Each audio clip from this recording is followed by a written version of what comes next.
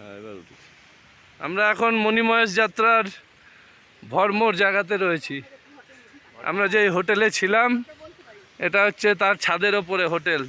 ছাদের ওপর থেকেই পুরো দেখা যাচ্ছে বাইরের দৃশ্য, প্রাকৃতিক দৃশ্য।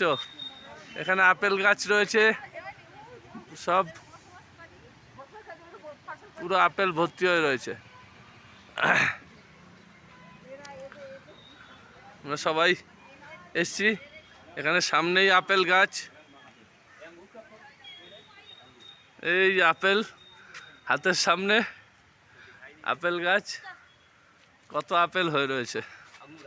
হ্যাঁ, আঙুর হয়ে নষ্ট হয়ে গেছে সব, আঙুর খাওয়ার লোক নেই। হচ্ছে আঙুর গাছ,